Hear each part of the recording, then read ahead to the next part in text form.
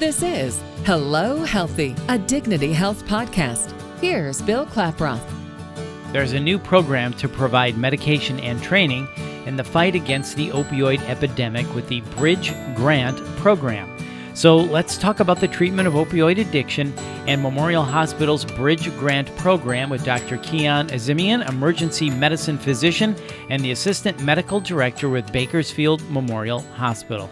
Dr. Azimian, thank you for your time. So tell us, what is the Bridge Grant Program? So the money from the state of California is used for educating providers that are going to care for the patients with opioid use disorder. Now, I know the money is divided up, and a portion of the money goes to the Substance Abuse Navigator that is used for counseling and education and getting people into the program. What else? The other portions of it are really focused on getting the education for the providers and also education for patients, getting, posters up, letting people know that we have this program available.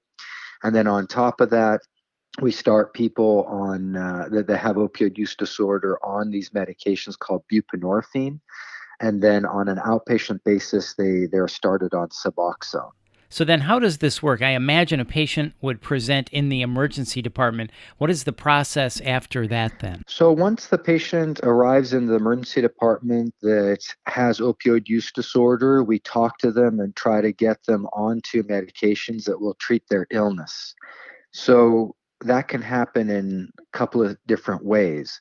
One way is a patient overdoses, paramedics or police department will give them Narcan or her Narcan. The patient comes to the emergency department, and that's our opportunity to talk to them, to get them educated in regards to buprenorphine and Suboxone and get them onto this program.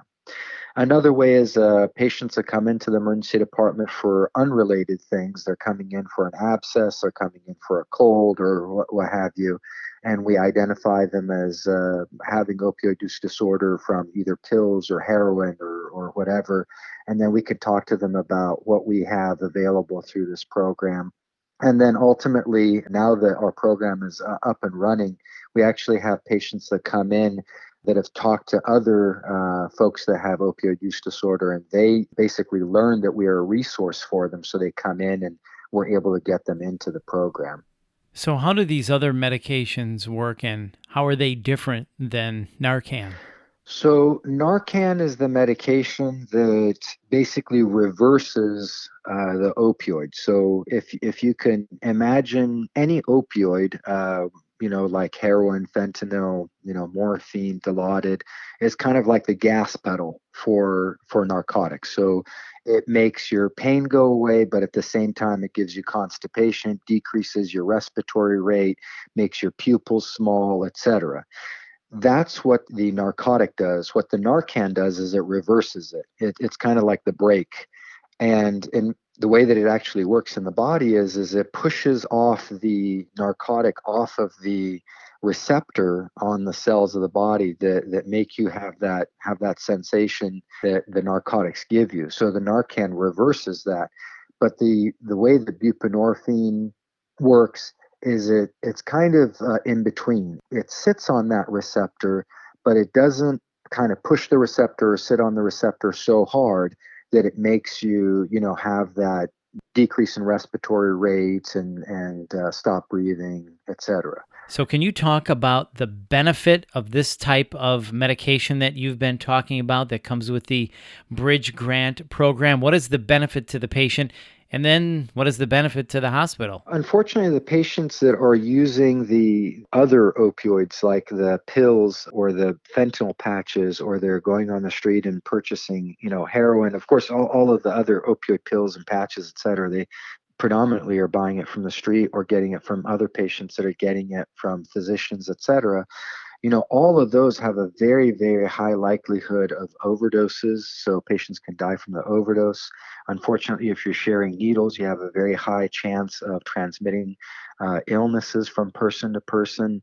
The folks that are very desperate and that have opioid use disorder at much higher risk of both being victims of violence and being violent or going into criminal activity in order to have the money for these drugs. So once you provide the buprenorphine, you're basically eliminating the risk of infections, you're eliminating that huge risk of overdose, and also eliminating the risk of them physically being harmed or harming others.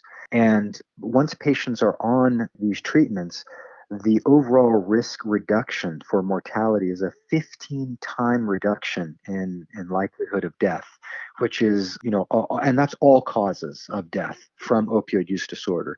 So this is an extremely, extremely impressive reduction of harm for the patient.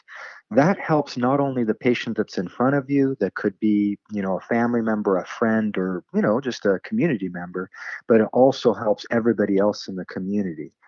At this point, death from opioid use disorder from having overdoses is the fifth cause of death in the United States. And that's very impressive. That's behind heart disease, cancer, chronic lung disease like COPD, et cetera, suicide, and the next one is overdoses.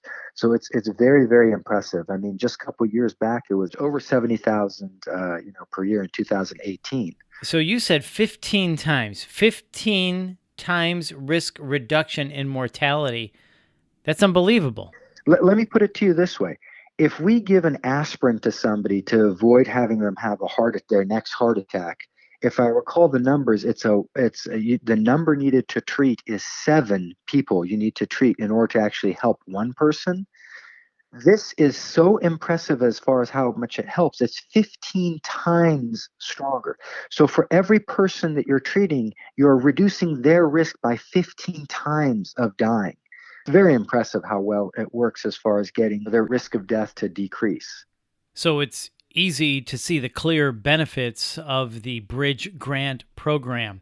So is there anything else that can be done to care for people struggling with opioid addiction? For sure. I think, taking away some of the stigma is very, very important. Instead of calling somebody an opiate addict or a narcotic addict, using the word opioid use disorder and realizing that they truly have an illness, and also understanding that that illness can be treated. I think that is a very important step. Um, Getting the education out there to let people know that there are centers that are eager to take care of them and help them on the road to recovery and really provide hope. I mean, the sad thing about all of these people that are dying is that most of them are very young. You're talking about people between 25 and 45 years of age. These are people that should be productive members of our society. Instead, they're dying, and that's not good for us in the long run.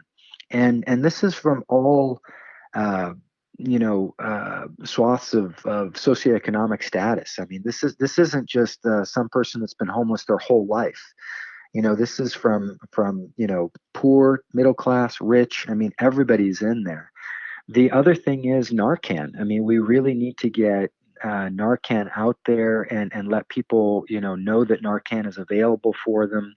It's a very simple little spray that you can spray into the patient's nose if they've overdosed.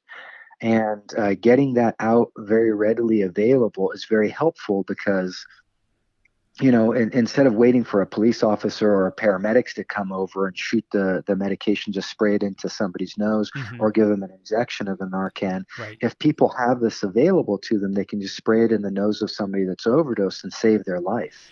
It really is a life-saving drug. So, and overall, the whole Bridge Grant program, it's easy to see how this has such a positive impact and effect, not only for the person struggling with opioids, but for the community and the hospital as well. This truly is a great program. Very true. The impressive thing is we haven't been doing this for very long, but we already have people that have been, clear from using heroin for, 6 to 9 months, and they've gotten their lives back together. They're back with their families. They're not homeless. A couple of the people we have talked to have gone back to work, and they're taking buprenorphine, but they're working. I mean, how impressive is that to take somebody off the streets, back home, taking care of their family, and working. Which is key to helping people get back on their feet. Well, Dr. Azimian, thank you so much for your time today and talking to us about the Bridge Grant program. I appreciate it. Thank you so much.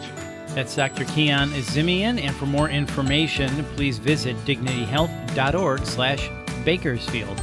And if you've liked what you've heard, please share this podcast on your social channels, and be sure to check out the full podcast library for topics of interest to you.